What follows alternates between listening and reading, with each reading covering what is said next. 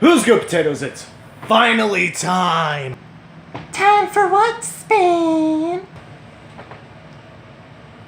I need to come up with a new voice for that thing. Just fucking atrocious. Any motherfucking way, it's time to review the Halloween franchise overall. Now, I'm gonna save the Rob Zombie portion of the franchise for last, but most of this video is gonna be about John Carpenter and how he fucked up. Yeah, didn't expect that, did you? Just, once I actually started thinking about the original franchise and going over every little detail, I felt kind of like...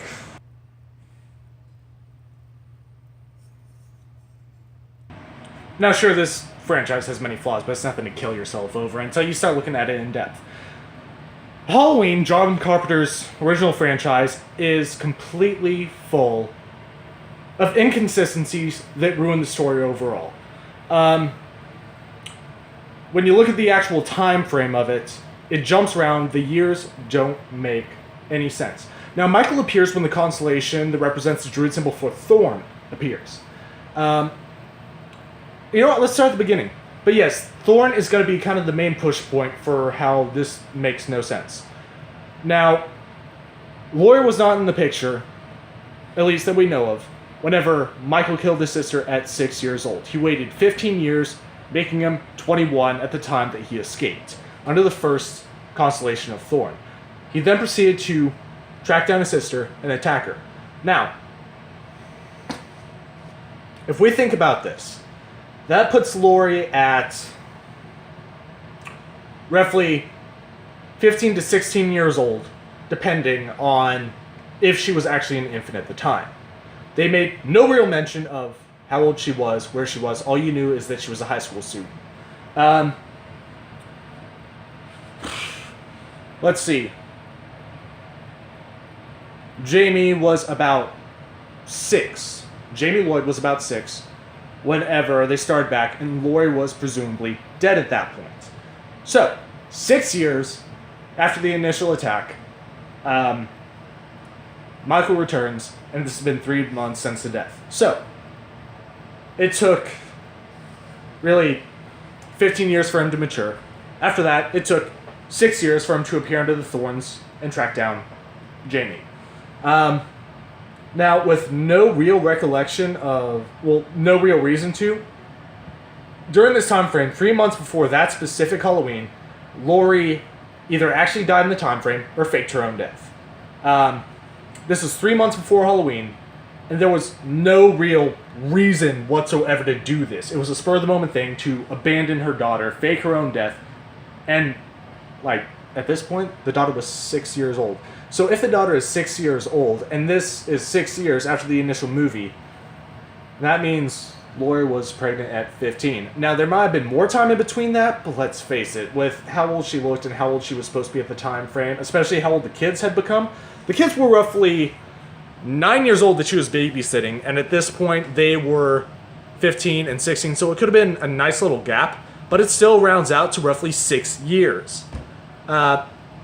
So in that time frame, she will have got pregnant almost immediately after the incident, which is some very traumatic shit. I don't think she would be cuddling up next to anybody after that. Anyway, the whole Constellation of Thorns, that Halloween ends. Roughly 3 years later, under the Constellation of Thorns, he returns again. And then we go to H2O, which is roughly 20 years after. No matter how you round it up, if they are supposed to be 3 years apart, or close to it, because 3 years is the closest he's actually cut it. And the inconsistencies with the appearance of the Constellation of Thorns, it varies in multiples of 3, not really 5. It's fucked. There's no actual time frame for this constellation to appear, which is astrologically almost impossible. There's always a time frame. There's certain weather settings that, like, for us at least. There's also alignment settings, what would be where. The universe moves in a specific pattern and continues that way in constant movement until something stops it, but an object in motion will stay in motion. It would only slightly change it by a little bit, but there's not going to be an event happening every fucking day that could alter something to go from 6 years to 3 years. So, dear fucking God. But if Lori was found at her private school 20 years after the initial incident, was it 20 years after she faked her death? Or was it 20 years after the incident? Because, no, on the back of the cover it says 20 years after the incident, not after faking her death. So 20 years after the incident, like at that point, it is just after Jamie has grown, given birth, and died. So this is, once again, a year to 3 years. The inconsistencies are unfucking believable with this. The story constantly changes. They couldn't make up their minds if his powers, the cult rituals, or the symbology came from a Celtic origin, pagan origin, or Druid origin. Granted, most of these are actually in alignment. But at the same time, why would you go through referencing all three? You could just say it's pagan, used by Druids with a Celtic root, but they pulled from all three without really splitting it up. So you have the inconsistent time frame, you have the constant evolution of his powers, you have the introduction of new and old characters, and none of it really lines up in the time frame that they provide you with the dates that they give you. It is just all around fucking terrible in that aspect. Now, a lot of times they will give us characters that are supposed to be very important. Something that's going to make us sad, emotional whenever they die. Something that will make us yell at the screen. And that's usually a repeat character from a previous movie that they're going to go ahead and kill off. But when you look at Tommy, who is a sociopath and doesn't die, like beats Michael's head with a pipe and then disappears and is never heard from again, who cares? When you look at Tina, who appears for 5 minutes in a previous movie, comes back for a total of maybe 15 or 20 minutes in another film immediately after, and dies, and it's supposed to be the most traumatic thing ever? No thank you. That's a repeat of fucking Resident Evil, the final chapter, whenever they brought in Ruby Rose, had her for like roughly 15 minutes, and made it the saddest death in the fucking movie. She did almost nothing. I mean, the deaths in that movie were just dead, dead, dead. No! Dead, dead, dead, dead, dead, dead, dead, dead, dead. Movie over. I don't know why cinema is doing that to us. Granted, you have a large story to tell in a limited frame of time. It's going to be compact. There's going to be a lot of loose ends.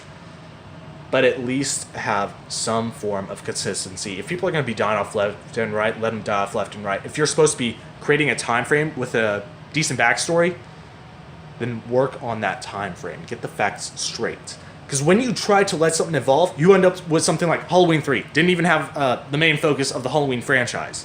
Granted, he probably wasn't the main focus yet, but he had 2 motherfucking movies back to back. Why would you split off? And then come right back when you fail. Like, that could have been an experimentation film. All in all, with those inconsistencies, it made it hard to enjoy the story overall. It made it hard to actually build the world. I got something in my eye. Ew, I'll message you later. Stop. You're beautiful, but no. What was I going to say? But yeah, no, small inconsistencies when trying to build a very in-depth world, which the Halloween franchise went a long way. Shit, we might see another remake in another 5 years. Hopefully by a decent director. Rob Zombie did a fairly good job, but we'll cover that here in a little bit. Don't mind him. He's just doing his thing. Hey guys, I'm a knife. Oh, you see me in a lot of slasher films, aren't I crazy? That'll do, knife. I'm gonna give the original franchise a very stern 2.5 potatoes. I hate to do that because it's classical. It's the origin of the franchise. We grew up with it. Okay? 90s kids, 80s kids. Fuck. If you were a teenager in the 70s, you grew up with this. But a lot of this really made just a clusterfuck. Nightmare on Elm Street saw its consistencies. Nightmare on Elm Street was consistent. Friday the 13th, consistent. Scream, consistent. Texas Chainsaw Massacre, we don't talk about that. It was meant to be crazy. But something as iconic as this could have been done in a much better way, unfortunately. So, did I say 2.5? 2.5. 2.5 potatoes. Rob Zombie's remakes, which are going to stand alone. He took a few creative twists, but here's the thing. While it may not have been the Halloween that we remember, or even have the same real backstory or anything like that, while it omitted all the invincibility and just fierce brutality that Michael Myers has accumulated over the years, that has made him just one of the go-to most vicious motherfuckers in slasher movies. While it went on its own, gave him a more relatable story, lasted a lot shorter, and just was way fucking dirtier. It was more consistent. It was more concise. It flowed from movie to movie almost seamlessly. Even though it's only 2 movies, that short franchise was better than the original fucking Halloween. Rob Zombie knew what the fuck he was doing. So, the Rob Zombie franchise, those 2 movies, are going to get 4 potatoes because they worked together. He thought that shit through. He knew what he wanted to do with it. Whereas Mr. Carpenter clearly played around with it a lot and would add and drop ideas and kind of get mixed up. So, that's my view. Feel free to share your own in the comments down below. I am eager to hear them. And if you have something to add, or if I put something or said something incorrect, please call me on that shit. I want to be able to figure out how all this works. Because from what I was seeing, no fucking thank you. But yeah, no, that's how I feel. What are your thoughts? Are you planning on watching any of the movies that I just spent the past week reviewing? Also, now it takes, well, I'm on 2G data because I used up all my stuff producing content for you guys. So it takes roughly 3 hours to upload a video now. Yeah. 3 hours, at least until I do my next payment and get back up to the 4G. Sometimes, whenever this happens, there'll be one day where you just get a clusterfuck of videos that I've been saving. The rest of the time, though, you're probably gonna get like maybe one or two a day if you're fucking lucky. But yeah. Definitely comment. Turn those notifications on if you want to keep up to date with what I'm doing on this channel. Definitely like my Facebook page. Like, comment, subscribe. Keep on keeping on, and I'll see you in another video, motherfuckers.